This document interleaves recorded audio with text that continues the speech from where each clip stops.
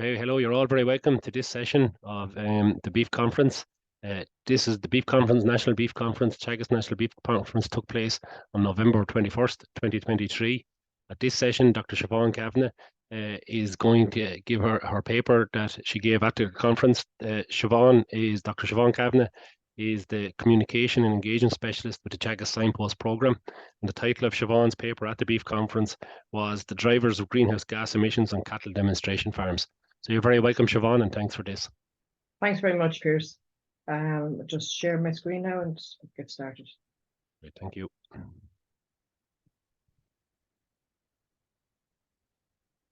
Okay, is that up right? Okay. Yes. Okay. Thanks very much, Piers, and thanks very much for the invitation to give you an update on where the Signpost cattle farms are in terms of adopting the technologies that will reduce emissions. So the purpose of this paper is to give you an update on where we're at right now with these Signpost farms and the progress they have made in technology adoption and what's actually driving the emissions on these farms.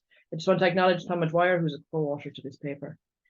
Before I get into the details of the cattle farms and what's happening on them, I just want to explain, for those of you maybe that aren't that familiar with the Signpost programme first. So the Signpost programme is a farm sustainability programme led by Teagasc, but it's supported by over 60 stakeholders in the industry. So that includes the meat processors, milk processors, farm organisations, state bodies, and other media outlets, and other independent bodies that are associated with it. And the main purpose of the programme is to support and enable farmers to reduce greenhouse gas emissions. So while our main focus on greenhouse gases, we're also concentrating on biodiversity, improving biodiversity on farm and improving water quality. And there's a very holistic approach being taken to this programme. So it's not just about improving our environmental sustainability, but also making sure that any actions we take are positive from an economics point of view, and also from a social point of view. But the focus of this particular presentation is specifically on the actions to reduce greenhouse gas emissions. So the programme is made up of 125 demonstration farms right across the country, and 35 of those are cattle farms. And these are farmers, demonstration farmers, that are already working very closely with Teagasc through the Dairy Beef 500 programme and also the Future Beef programme. So they're already farmers that are in these programmes that are now also part of the Signpost programme. So they've kind of a dual role. But many of the actions they're taking as part of their individual programmes are reflected in the Signpost programme as well, because they're good for the environment and they're good for their pocket as well.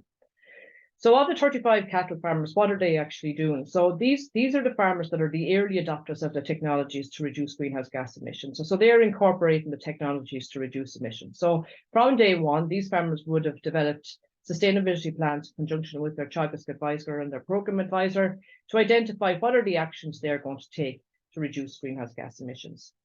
So we've taken the technologies out of the research centres and they're being adopted at farm level so that we can see warts and all how they're working, what's not working, what needs to be adapted at farm level for individual farm situations. And those farmers are then making their farms available to share their experiences about what's working and what's not working and the progress that they are making. And that's a really important part of the programme. There's no point in us having demonstration farms if they're not visible in their local area, to be able to hopefully motivate other farmers to take on these technologies because they can see them working on the demonstration farms. And I would encourage all farmers to find out who are the demonstration farmers in their own local area so that they can track their progress and hopefully have the confidence then to adopt some of these technologies. We're collecting a huge amount of data from these farmers so that we can track the progress on the farm. So that's being done through the National Farm Survey. So similar to the sustainability surveys that you do every year or 18 months through Board BIA, we collect a huge amount of far more detailed information, but similar types of information, but more detailed, so that we can actually calculate the emissions from these farms and track their progress, but also importantly, to track the progress of the technology adoption too. These farmers are also involved in research projects. So there's probably the major one that's happening at the moment is the soil carbon research project, which is looking to try and establish what is the potential to store carbon in our soils on our different management types, different enterprises, different parts of the country. So that's a major project that's happening at the moment. And there's a number of flux towers dotted around the country that's gathering a lot of this information, as well as considerable amount of soil sampling. So what are the technologies that we're asking these Signpost farms or these demonstration farms to adopt? Back in July of this year, we launched the agriculture MAC. It's the third iteration of the MAC. And this is a complicated looking graph. I'm not going to go through the details of it, but this graph basically outlines the key technologies that we need to take to reduce greenhouse gas emissions to meet our targets 2030 and beyond.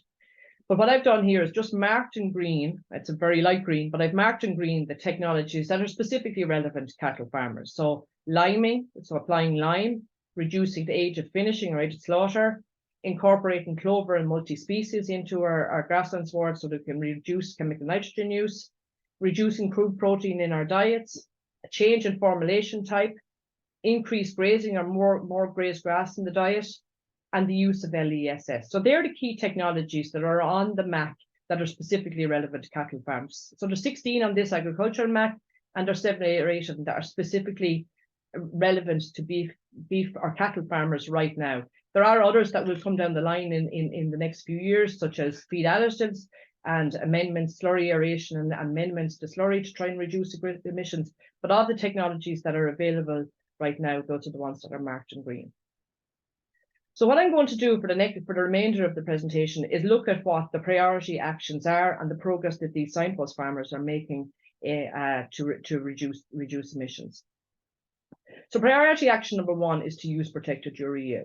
Protected urea is probably one of the lowest hanging fruits that we have available to us to reduce emissions on farm. It's probably one of the easier ones to incorporate into any system because it is just a switch in fertilizer to the fertilizer type. The signpost cattle farms have made significant progress to increase the proportion of their chemical nitrogen applied as protected urea. So in the baseline year, which is 2021, 19% of the nitrogen was applied as protected urea. In 2022, this had increased to 39%. So it had more than doubled the proportion of nitrogen applied as protected urea. The national average for 2022 was 4%. So the signpost farmers are way ahead in terms of the adoption of this technology. So why are they doing it? We know it will reduce greenhouse gas emissions. We know it will reduce ammonia emissions. It gives the same amount of grass. Is that enough to encourage farmers to do it?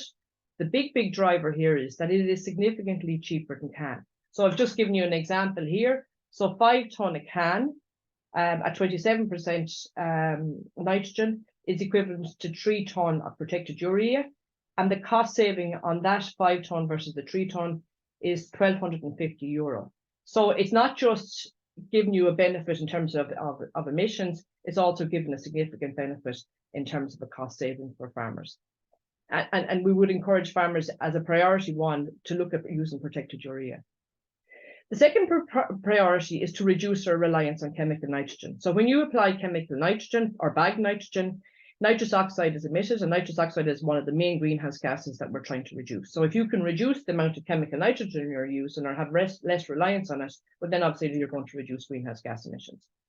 You want to be able to do that without having an impact on productivity. So you want to be able to hold grass growth and output. You don't want to reduce chemical nitrogen and have a negative impact on your output. So there are a number of ways to do that. So if you're going to reduce chemical nitrogen, you really need to have these in place to have a significant impact in reducing it. So what are these? They're lime use. So the signpost demonstration farmers have increased the amount of lime that they're applying. So tonnes per hectare on average in 2021, they were putting out half a tonne. That's gone up to 3/4 of a tonne. The average from a National Farm Survey point of view is 0.3. Lime releases nitrogen in the soils, increasing its availability, and that will allow you to then reduce chemical nitrogen use. The signpost farmers are making far better use of their slurry than what they maybe might have done in the past. So the slurry is being analysed in the springtime so that they can establish what the nutrient content on it and then target it to where they can best use it. More of it has been applied in the springtime, where you're getting more of the nutrient value out of it. And it's been applied using LESS or low emission slurry spreading equipment. So in 2021, 39% of the slurry was applied using LESS. In 2022, this had gone up to 77%. And the National Farm Survey average, or the average nationally for the country for cattle farms, is 33%. So again, the cattle farms are starting to make better use of this slurry.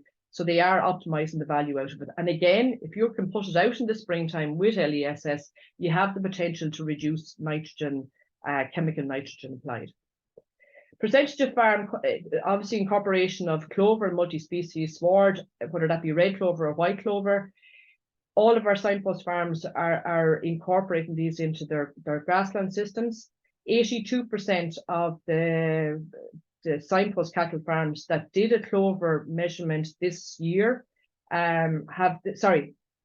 of the cattle farms that measured clover on the farm, there's 82% of the grassland area had some clover in, some level of clover in it. So white clover, I suppose, is predominant, but there's been good progress made with using both red clover and multi-species also on these farms. And again, by using clover, multi-species, red clover, white clover, you have the potential to pull back chemical nitrogen use. So the cattle farmers are incorporating all of these technologies so that they can reduce their chemical nitrogen. And as you can see from the bottom line there, in 2021, they were applying 115 kilos of chemical nitrogen per hectare, and this has been reduced by 15% in 2022. The average nationally is 44 kilos. So they are well ahead in terms of the amount of nitrogen they're actually using, because they tend to be larger farms, so they're more intensive in terms of their output. So they are ahead, but there is still scope to further reduce that and refine it. And I suppose what they're really doing with the technology at the moment is putting in the building blocks so that it will allow them to further reduce them in future. I think it's interesting to look at the blend of nitrogen fertilizers used. So in 2021, 65% of the nitrogen was applied as CAN and other compounds. Okay, in 2022, this had reduced to 40%, and that's positive from a greenhouse gas point of view. If you're moving away from CAN, reducing greenhouse gas emissions. There was an increase in the amount of straight urea use, so it had gone from 16 to 21%, or a 5% increase in straight urea. No real impact, a significant impact on increasing ammonia emissions. So if you go to straight urea, there's an increase in ammonia emissions. And then the bottom line is the protected urea. Protected urea went from 19 to 39%, and that's a win-win. It reduces greenhouse gas emissions and it also increases ammonia emissions. So for anybody maybe that switched from CAN to straight urea, you are going to see an increase in ammonia emissions, and that's what we don't want to see, because we have a target to reduce both of them. So by using protected urea, you're dropping both greenhouse gas emissions and ammonia emissions. The third priority area particularly I suppose on the future beef farmers, is to improve breeding performance. Breeding performance on cattle farms isn't specifically mentioned as a metric on the MAC. However, by improving breeding performance, we're reducing the emissions that are associated with the cow, reducing emissions with the cow. So what are the metrics that we're looking at here? We're looking at improving replacement index.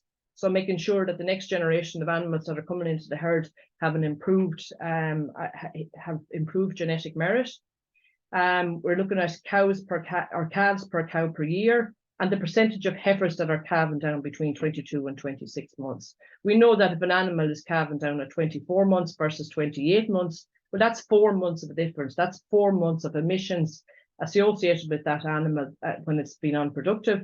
And that includes methane emissions and all the other emissions that are associated with that animal.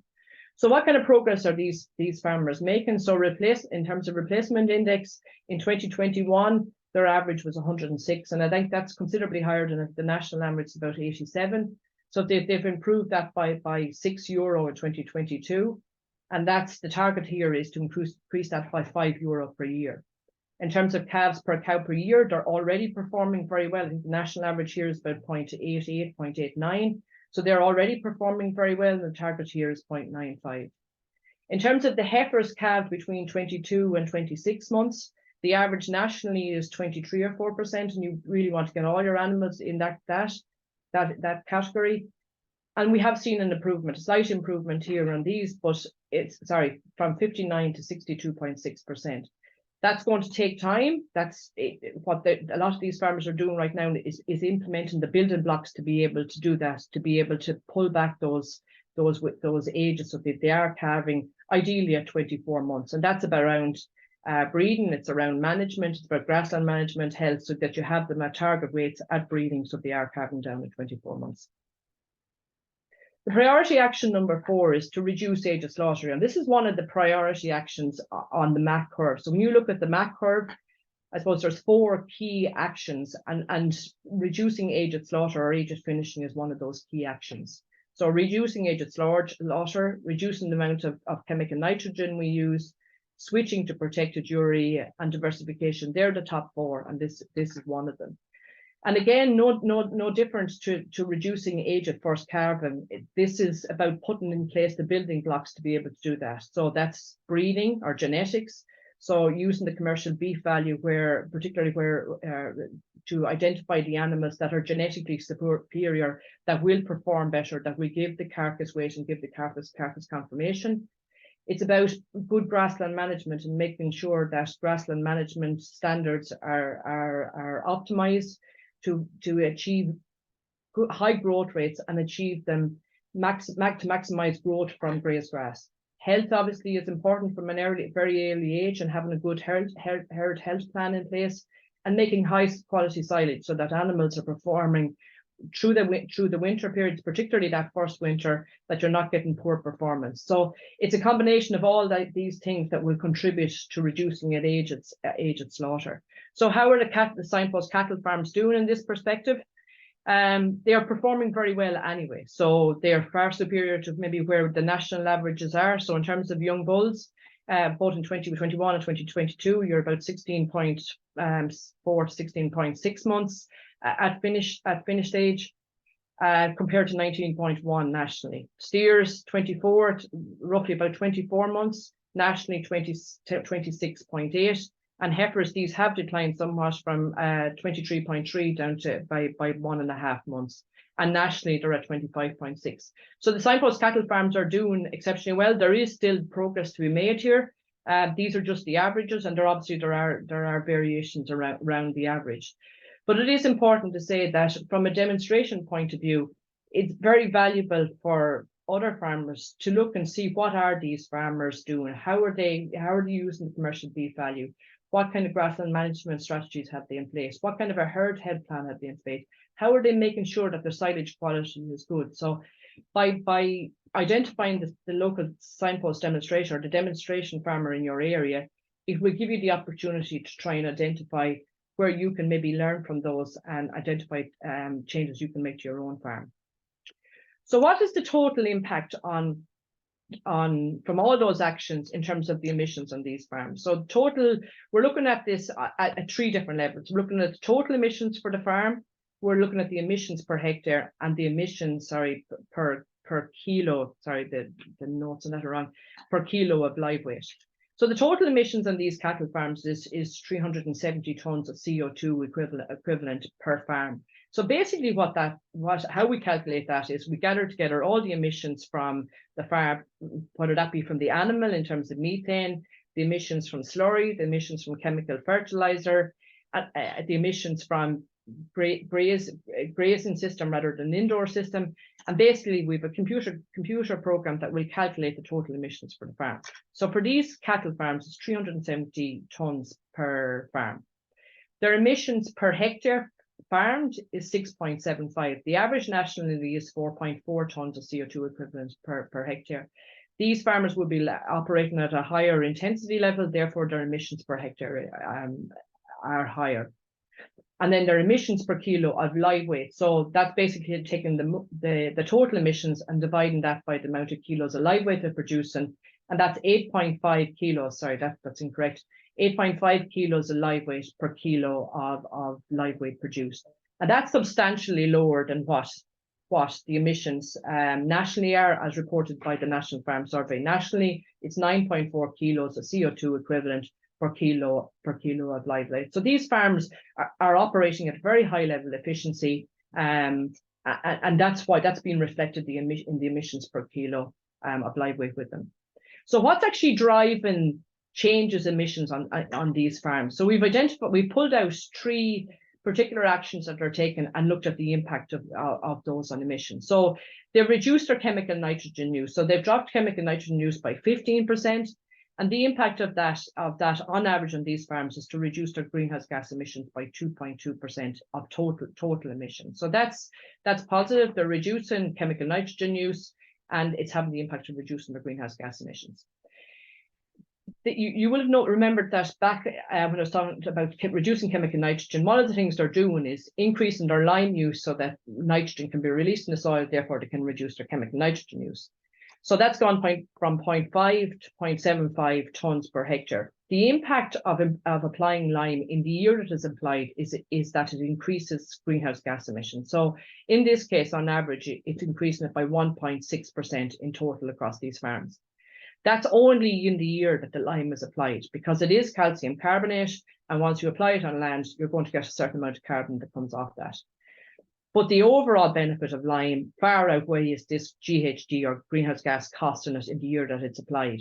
So by putting in the foundations, applying the lime, adjusting the soil pH to be able to further down the line reduce chemical nitrogen. So even though it's a cost in this year, the benefits next year and the year after and the year after will be in the opposite direction, because we'll be able to further reduce nitrogen because of that lime applied and because of the adjustment in soil pH. And it's probably no different to protected urea. It's probably one of the more simpler ones that we can incorporate.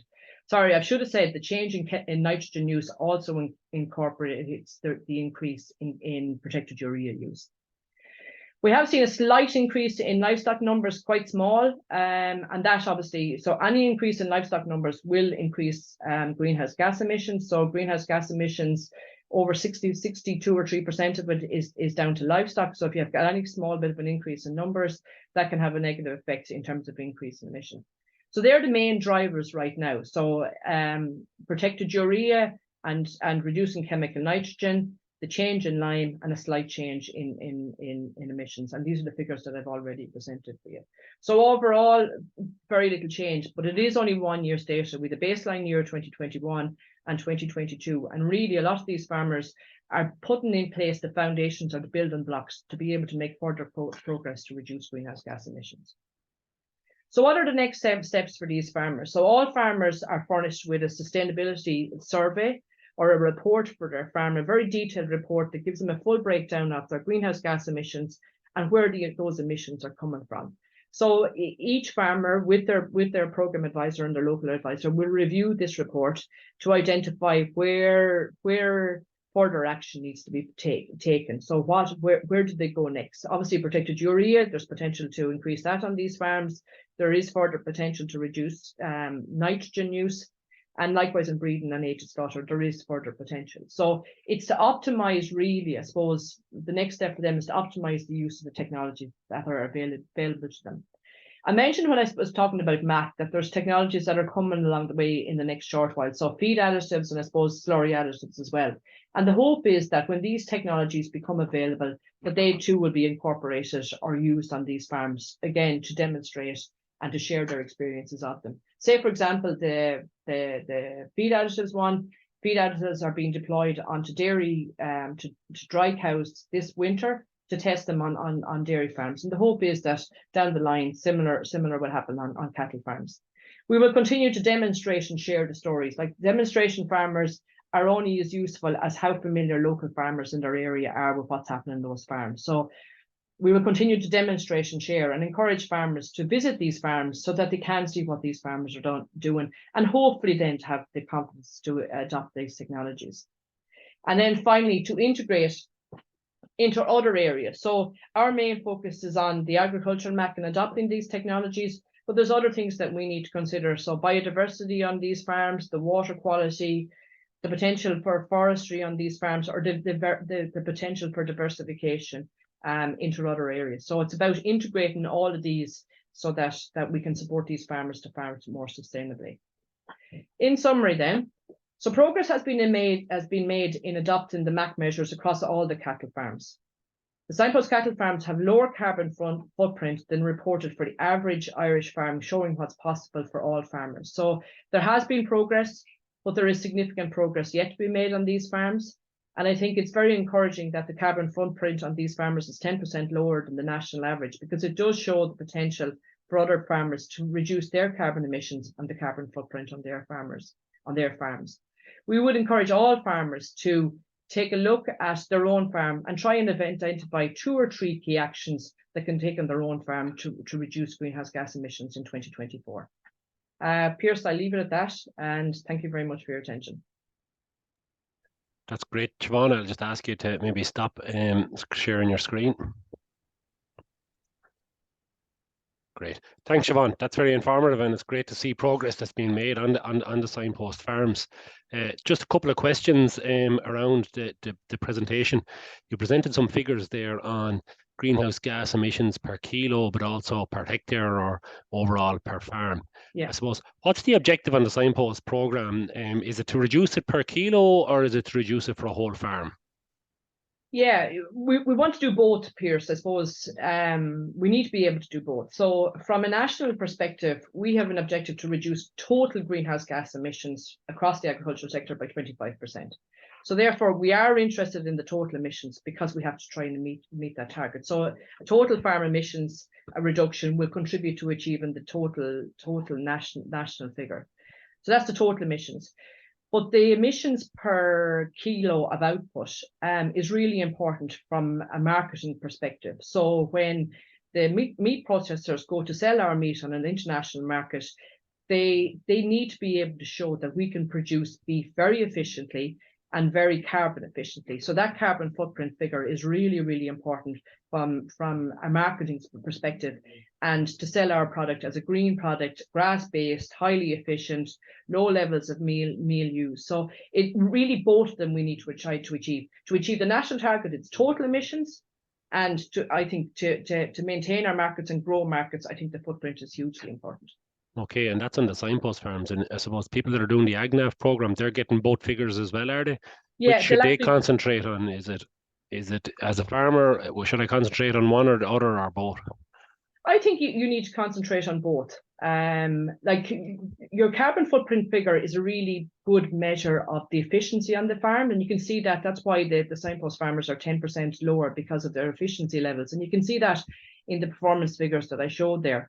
But I still think we need to be keeping a very close eye on the total emissions, because ultimately that's what the country needs to try and achieve, the 25% reduction. It's a 25% reduction in our total emissions is what we need to achieve nationally. Okay, so a lot of your talk was around emissions and reducing emissions. Is there any plans to measure carbon storage on these farms? Yeah.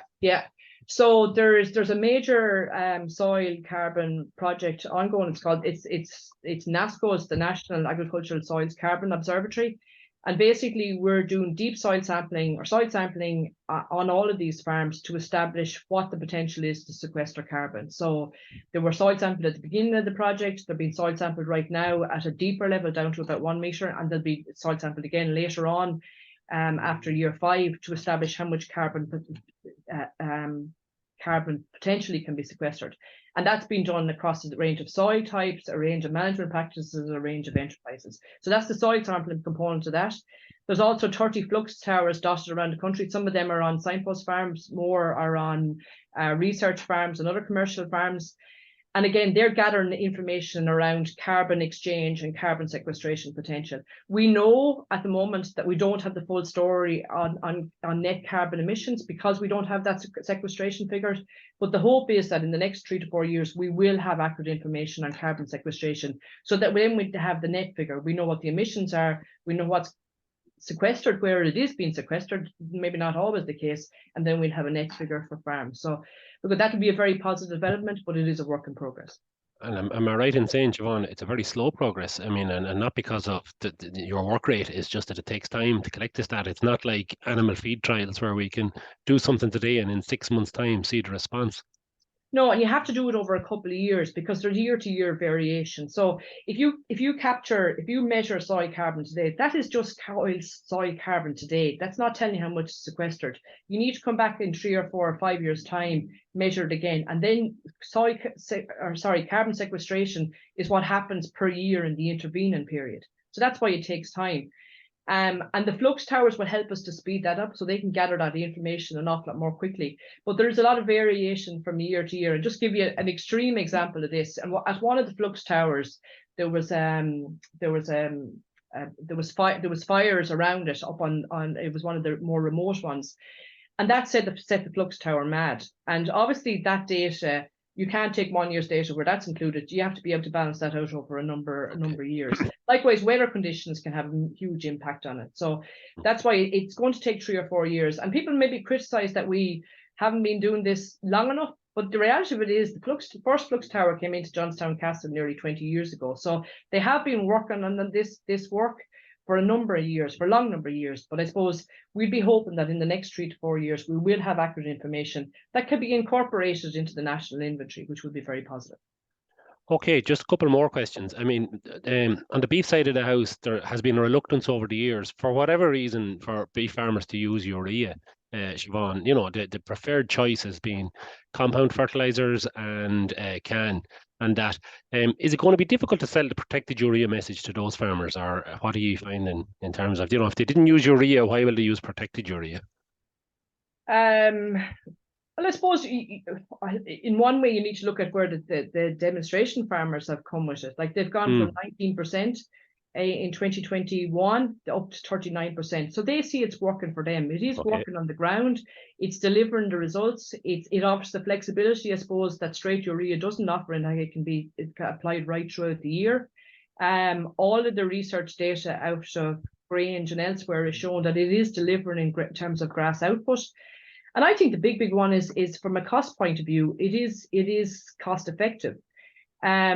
Cost relative to urea, it's probably 50 or 60 euro a ton more expensive than straight urea, but you can apply it at a lower rate. So you can apply it at 12 to 13% lower application rate than straight urea. So the experience in the Signpost farms has been very positive, and we would hope to move on with that. Yeah, so people see it working on the Signpost farms, so, and has it's a question that has come up over the years, and just even to nail it, maybe Siobhan, in terms of its safety and that, has it been tested all the way through the food chain? It has. I suppose that's probably the most recent work that has been done on it to make sure that it is that there's no unintended consequences from using it, and absolutely there's no issue with the safety of it. So it has been followed right through, and there's been no residues or anything that would concern us from the point of view of using it.